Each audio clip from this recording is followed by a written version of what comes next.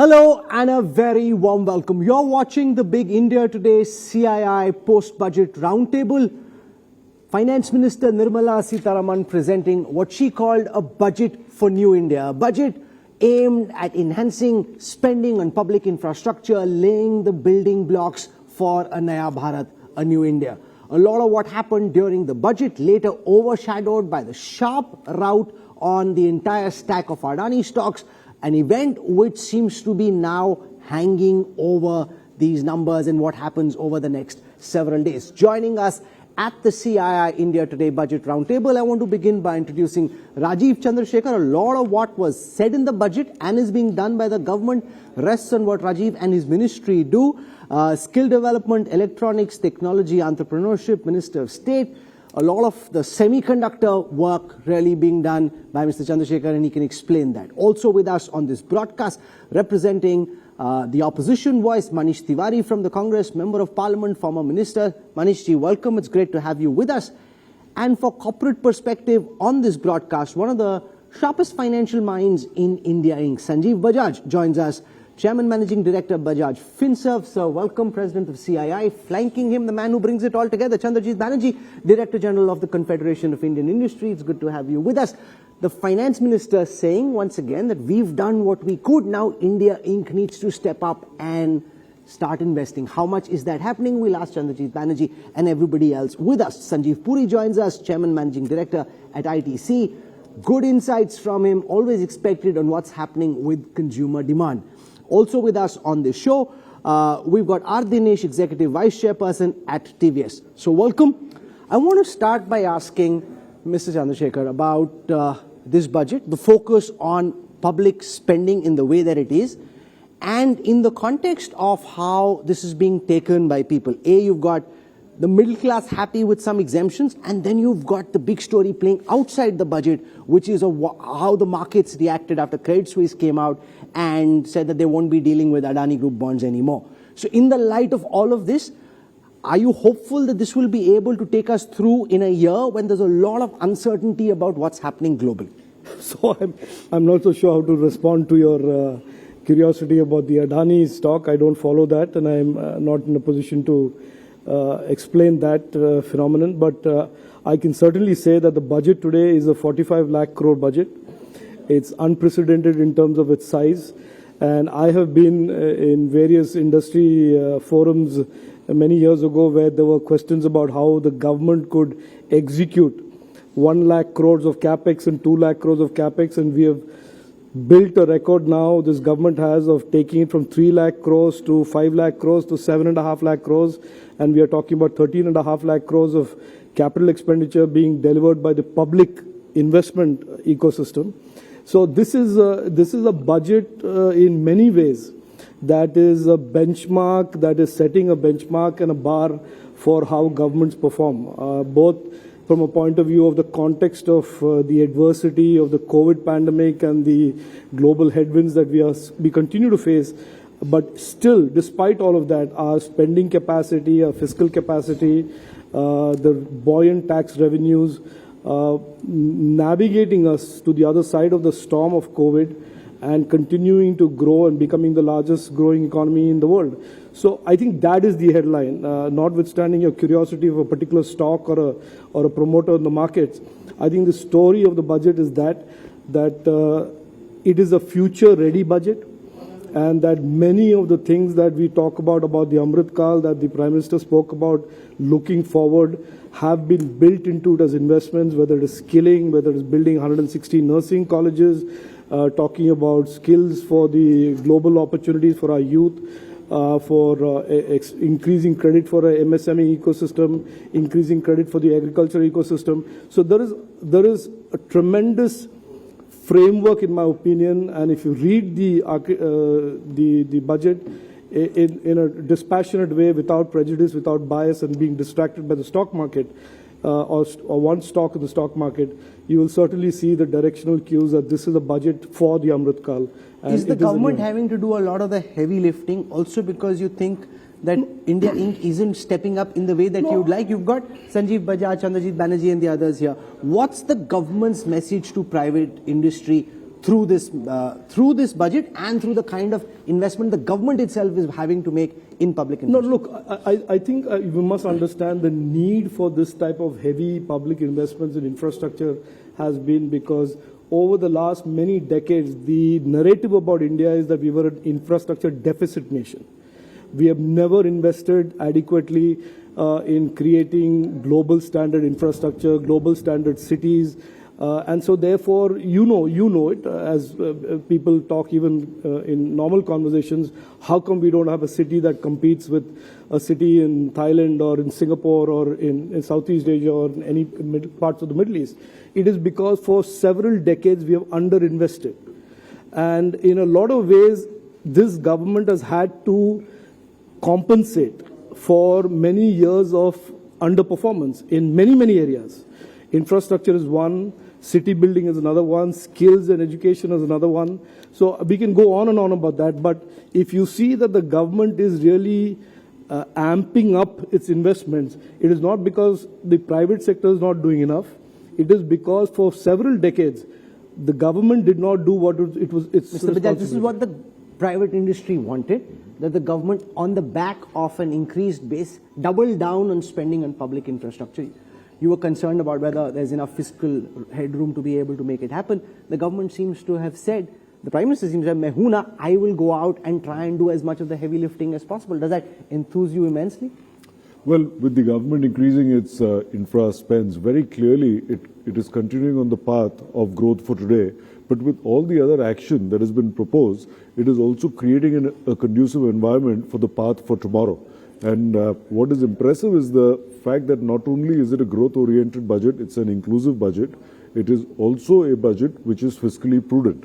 And that's why overall it is a balanced budget. Of course, this budget needs to follow with strong execution, which is what we have seen in past years and we hope to continue to see in the current year.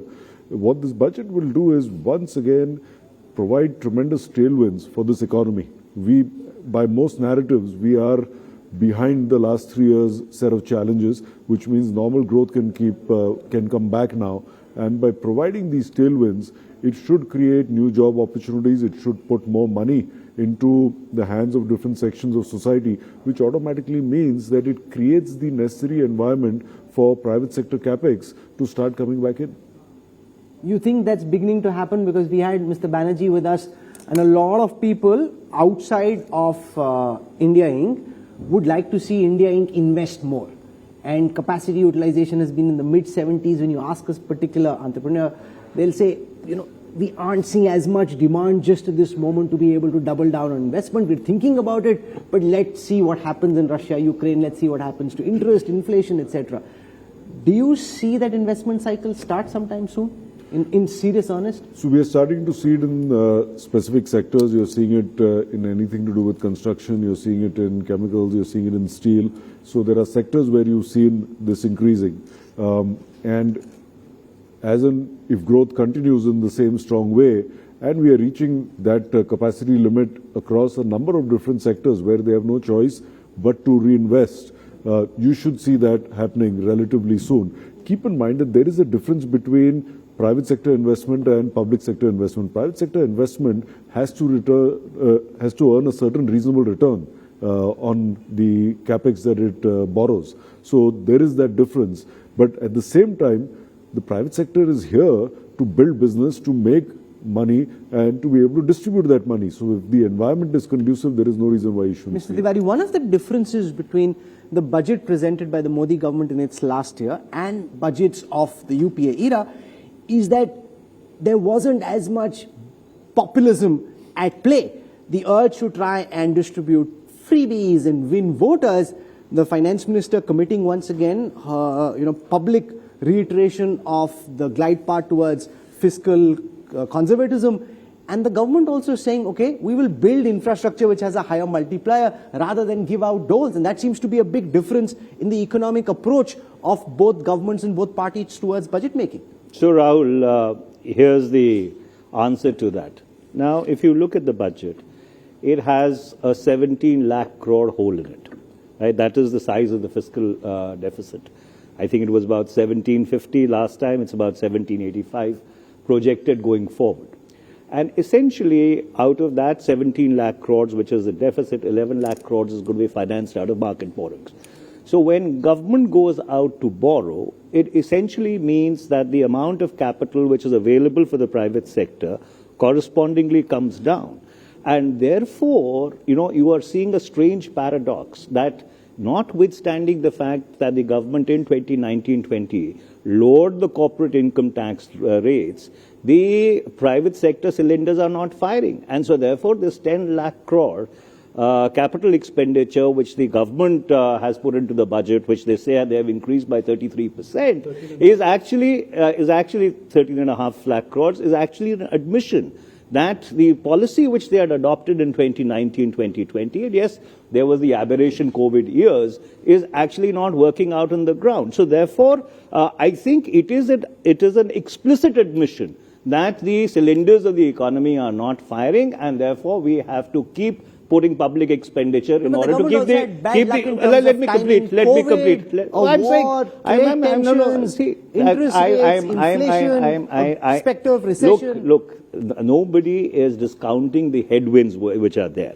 All that I am trying to say is that the expectation which was there in 2019-20, when 1,45,000 crores in concessions was given in corporate income tax, have not been fulfilled over the last 3 or 4 years, and it is reflected in another number. If you look at the revenue inflows per rupee, corporate income tax is 15 paisa to the rupee. Income tax is 15 paisa to the rupee. And howsoever my friend Rajiv Chandrasekhar may like to discount the whole Adani syndrome, the fact remains that there seems to be very serious corporate governance and regulatory issues at play.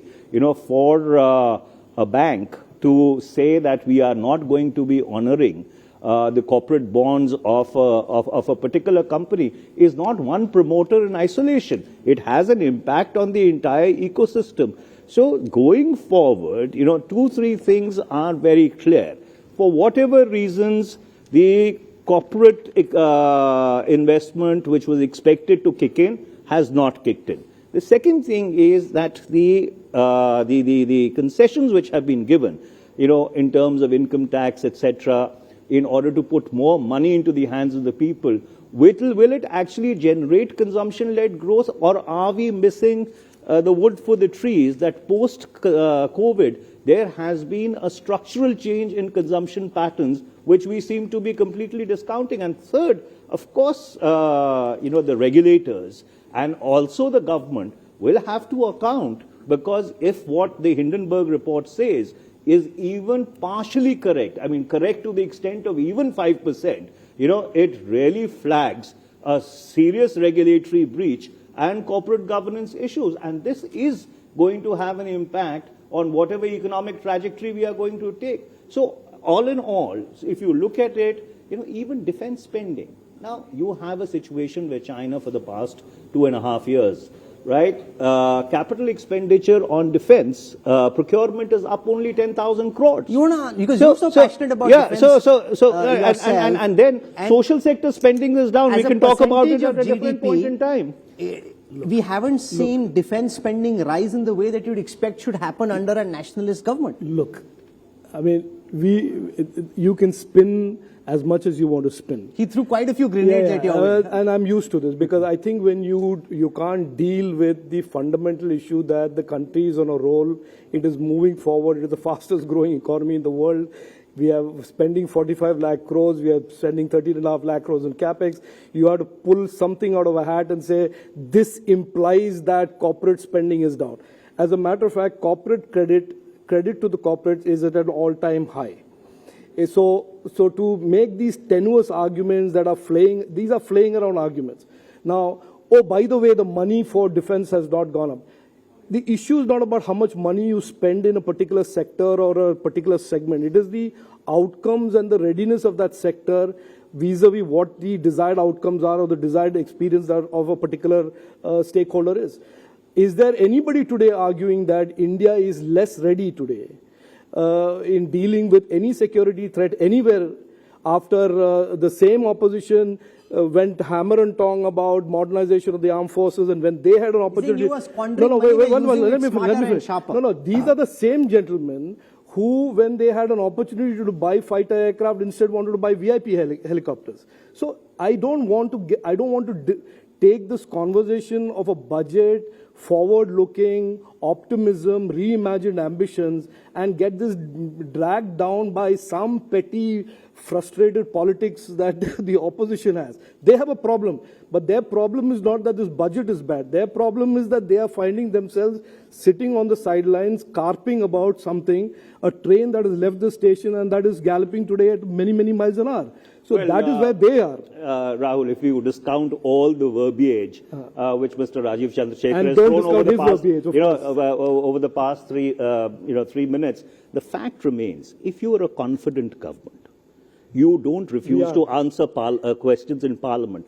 45 questions of mine, and not only me, even their members of Parliament, their old colleague Dr. Subramaniam Swamy, 45 questions of mine on China refuse to be entertained on grounds of national security. You want to have that discussion separately as to how paranoid they are about China. Yeah, we'll get distracted. But the fact remains, defense became a convenient excuse for him to deflect the Adani question.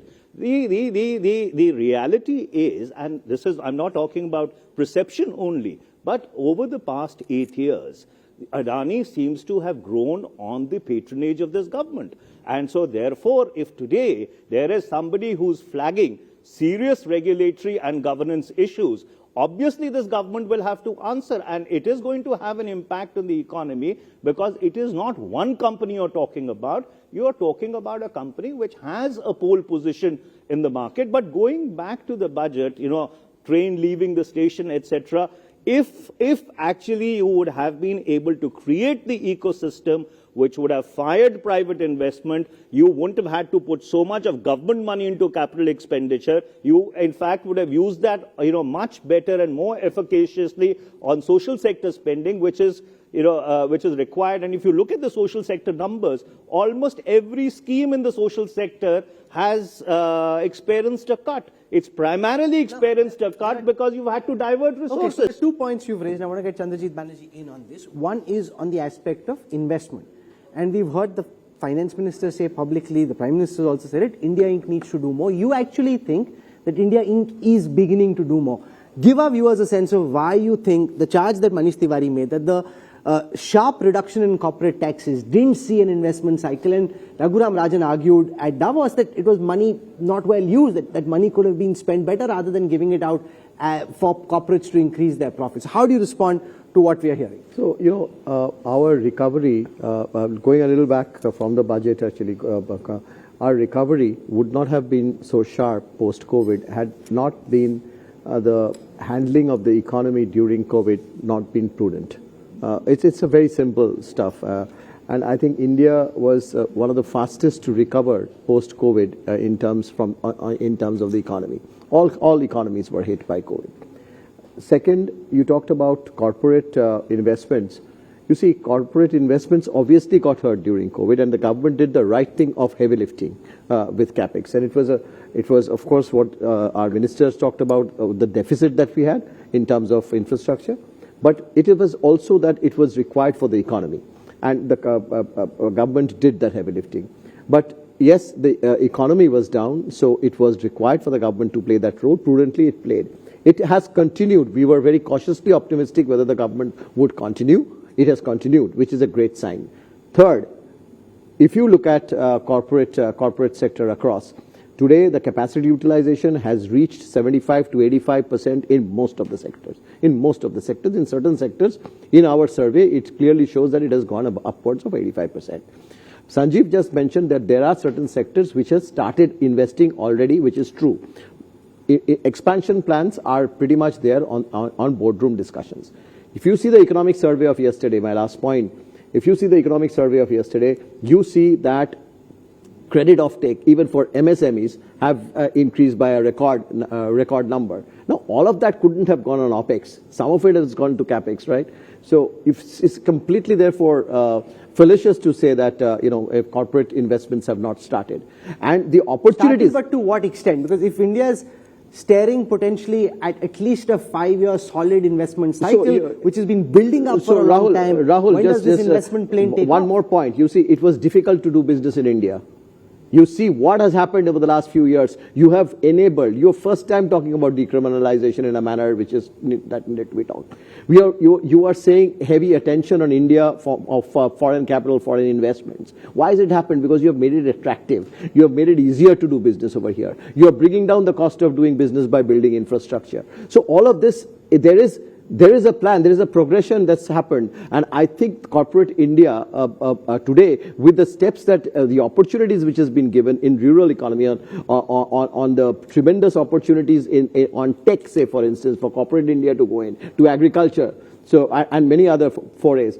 There is a huge opportunity now, and corporate sector is not going to sit back, as Sanjeev again mentioned about return on investment, to say that they will not take grab the opportunity. It will. So I think we are seeing investments, and I don't agree that there is no investment, fresh investments taking place, and we see going forward that only the other aspect and concern which was raised was about consumption demand, and Sanjeev Puri understands consumer demand better than most, and therefore, Mr. Puri, the question about whether the budget has done enough in your view through the changes in the income tax structure to be able to generate demand, because the counter can be that 20,000-30,000 crore rupees is too small a penny in the larger economy to actually be able to stimulate demand. Okay, Rahul, the issue of consumption is really linked to two factors. One is, do people have money to buy what they need? And second is really on the creation of jobs and empowerment of people, because that of course lifts sentiment, and also it creates an enduring income stream, right? It's a combination of those two. Now the income tax deals with the first. Immediately there is some money flowing back into the hands of people, and naturally, because people have not been able to buy what they wish to buy because cost of goods has gone up, so I'm sure that will give some impetus to the consumption. But the bigger is that the whole idea about spurring economic activity, because ultimately that is what is going to give the continued stream of incomes, and that is, I think, what has been the focus of the budget. And it's not just manufacturing, and manufacturing has been there through focus in the past also, but look at some of the newer things that have come today. I think it's a great idea to promote tourism. 50 model locations being developed, and being developed in a focused and integrated fashion, so that the resources are not kind of dispersed, and all facets being looked at. And look at the multiplier effect of tourism. It creates individual entrepreneurs. It provides jobs to small and micro enterprises. It creates infrastructure jobs, private investment, because the hospitality assets will be built. So these are the kind of things that will really propel and put the economy on a stronger foundation. One of the other big focus areas was the whole semiconductor space, and you are personally driving that. Now there are two concerns. One, how soon do we begin to see the results of the effort that's being made, where some of these schemes lead to actual manufacturing in India? B, at this time there's a global glut in the semiconductor market, there is excess capacity, and therefore by the time our chips are ready, the generation of those chips, and a lot of this is primed for export, given that there is already a glut, where do our semiconductors, once they are finally manufactured, really stand globally? So first of all, Rahul, it's not as simple as just setting up a plant and making it and exporting it. The semiconductor argument is more to do with geopolitical, economic security, rather than just setting up a factory and looking for a market to market the wares of that factory. So I think, first of all, you have to separate the semiconductor argument from any other factory argument. I heard Raghuram Rajan's waxing eloquent in Davos about all of that on your show. So good job. Plug for our show. That's fantastic. Good show. Well done, Minister. You're watching absolutely the right content. Yeah, absolutely. Yes. Go for it. So look, semiconductor is a long game. We are, again, like I said in the previous context, we are making up for several decades of lost time, and we are where we are. So we have to see this as a slightly longer term process. There are core technologies involved that are in the hands of a few companies in the world who are not right now in a mood to just give it over to anybody and say, come eat my lunch. So this is a careful, calibrated, long game, and we are very confident that we will get there. We will have a fab in India at some point. I don't want to say it's tomorrow, or I don't want to say it's day after tomorrow, etc., etc. But certainly in the other as critical areas of semiconductor, which includes original device design, which is the actual chip design, and the packaging, you will see announcements and results very, very soon. So semiconductor is part of our overall ambition as a nation to become a trusted player in the electronics, global electronics supply chain, as the Honorable Prime Minister said in 2021 in the World Economic Forum Virtual Summit. And electronics represents a big opportunity for us. It is an opportunity because there is a China plus one that is underway. China happened to dominate the electronic supply chain by 60, 65, 70% of the $1.5 trillion global trade in that. And India is slowly and significantly catching up and becoming a significant player in that. So semiconductor is part of that overall strategy, but you will stay tuned is what I would say. Sure. So we're expecting some big announcements you're indicating soon. I won't press you on more. Maybe once the cameras are off, I will. But Dinesh, the concern there though is that a lot of the current impetus naturally is on electronics, semiconductors, etc., where the employment prospects aren't quite as much. And you've got a young population at this moment looking for employment opportunities, and where we are seeing investments aren't necessarily labor-intensive jobs, labor-intensive sectors. Is that something that concerns you? I think no, for two reasons. I mean, if you focus on manufacturing and make sure that you're kind of, the lag will be the job creation. And yes, there would be a few sectors which are, I would call it capex heavy, but let me give one example, supply chain, right? I mean, the focus on reducing cost of logistics has been something which I think right from the Prime Minister level has been driven. How effective has it been so far, according to you? I mean, I think there are two aspects to it again. One is the investment in infrastructure, which I think has to precede that. But the second is the focus on making sure you are getting the integration done across all modes of transport, getting one, I would call it integrated data base, which I think is also a focus in this budget. So I think if you go back and look at it, sectors like those will be where you will actually start seeing significant jumps in employment. And I think developing the skill or the new age skills for that, I think is the core focus. Manish Tiwari, now the argument from the government's perspective is you can't be impatient about expecting results. It's not here and now. Like the Chinese, you have to have a long view on sectors like semiconductors. Initially, you give the incentives, maybe things don't pan out in the way that you'd like to see, but you have to stay and persevere in the long haul. There is no alternative, because with mounting trade tensions, you never know when China turns the tap off and then you're left high and dry. Well, I'm quite surprised, Rahul, that we are having this conversation in 2023. Because let me take you back to 2013-14. The then UPA government had actually allocated 40,000 crores for setting up semiconductor foundries. And therefore, if this government would have followed through on that particular cabinet proposal, which was approved, if I remember correctly, in the August of 2013, you would have had foundries by now. So Rajiv is actually absolutely correct. You know, they are trying to catch up for all the work they were supposed to do over the past 8.5 years, and which they haven't done. And that's why today you are in a situation whereby when you have increased geopolitical tensions with China, and then you have the entire Taiwan situation, again Kuwait, China, which could impact the semiconductor industry, you know, suddenly the government has woken up and is trying to do something in a hurry.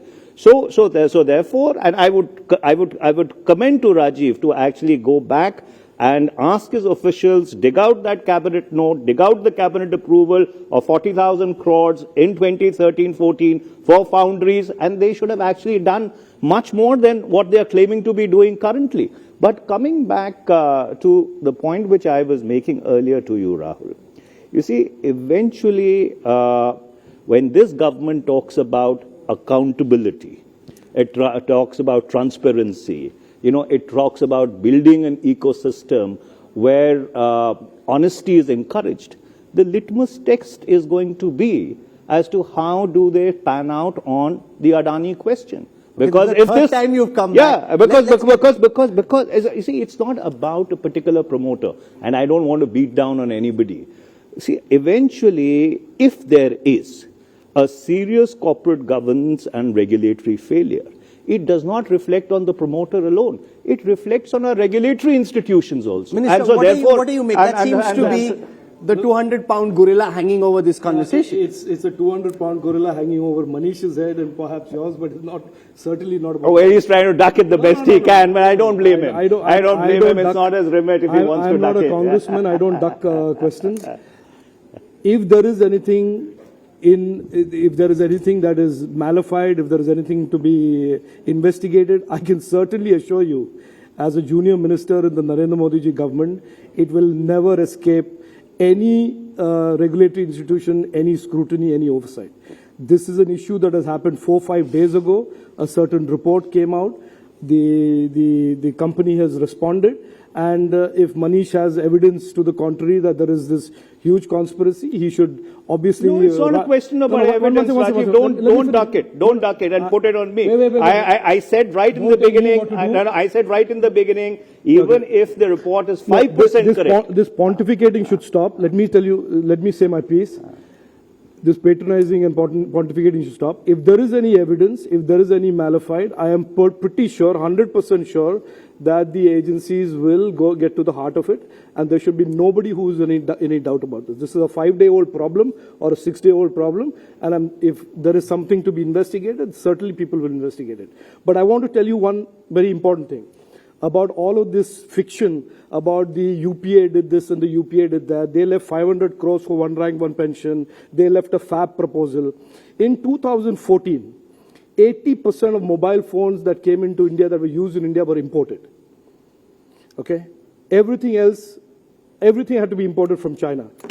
In today's 2022, we not just manufacture 99% of all mobile phones in India.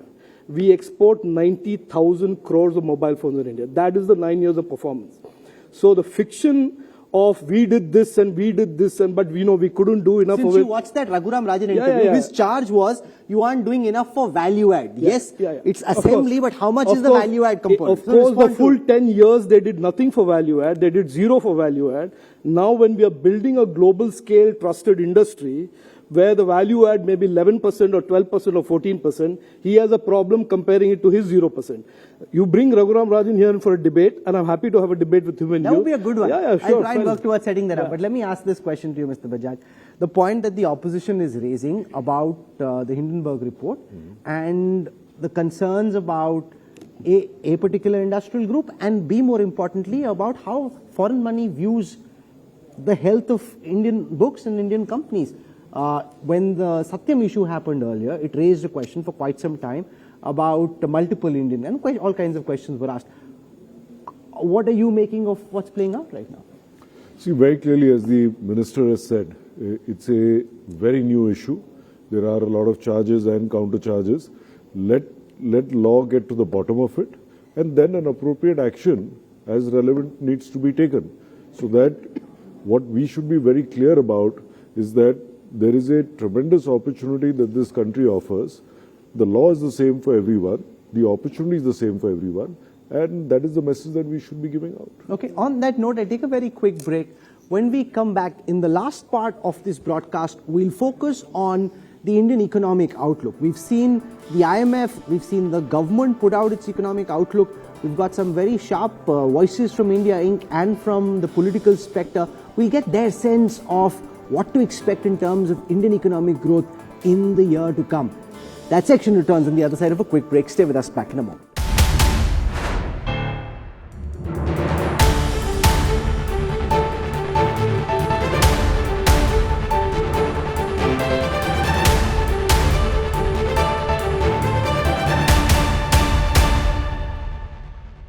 You're watching the India Today CII Post-Budget Roundtable. The IMF says India will be the fastest growing economy in the year to come. The Indian government projects through the economic survey that growth would be between 6.6 to 6.8% with an average of about 6.5. That's about half a percentage point less than the current year. But the other concern, Mr. Bajaj, is that is this an optimistic projection? Is this, according to you, a realistic projection? Given the fact that in the United States and in Europe there are still concerns about the extent of the slowdown and whether it slips into recession or not, how much of a factor do you think that will weigh as something which holds back Indian growth in the months to come? Given the current external environment, 6.5% for next year seems to be realistic. Of course, if the global environment gets much worse, you could see a downward bias there, and vice versa, because you're also talking about the global growth coming down from 3 to about 2, a little over 2%. So we have to keep it in relation with that. What India enjoys is also a very large domestic consumption market, and that is something that can give us tailwinds going into especially the second half of the next year, because the first half we would be limited by the base that we started with. We have to also see how exports grows. We have seen exports. But export growth in the last quarter seems to have slowed down. Correct. And according to the number in the last quarter, which is still to come, the one which is still on, it could be flat, according to a lot of the number crunching that was being done. Very true. But the interesting thing about exports is exports moves to geographies which get more competitive. And while there could be a pause over there, there's an equally important chance that as costs increase and demand slows down in some of the developed world, they will want to move more jobs. So let's spend a moment on that. Chandrajit Banerjee, to you first. This thing that the minister was speaking about, that the world is looking at a China +1 realignment of global supply chains. Do you see India being as one of the various beneficiaries of that realignment? Or do you think at this moment India is uniquely poised to be the singular biggest beneficiary of this global, once in a lifetime or once in a generation, rearrangement of supply chains? So I think, one of the points that you must have noted in Davos was that probably we can, definitely India is poised to move away from just talking about China +1 to India as a focus, and India as a destination, standalone. So I think you saw the focus of India, Indian economy, the strength of the Indian economy, the fundamentals of economy being appreciated by global investors into India. So they are putting their buck into India. So yes, of course, I think we should also discount the fact that, today if China is going to grow, China is going to open up, and if Europe is going to be closer to China, we shouldn't care much. I think we have our own fundamentals to stand up and attract foreign direct investment and foreign investments into our country, number one. Number two, I think we have a huge demographic dividend that and today's budget also talks a lot of the focus on skills, youth. I think that itself is going to be the power which India would be looking at. There is a concern that India could be the next China, Mr. Chandrasekhar.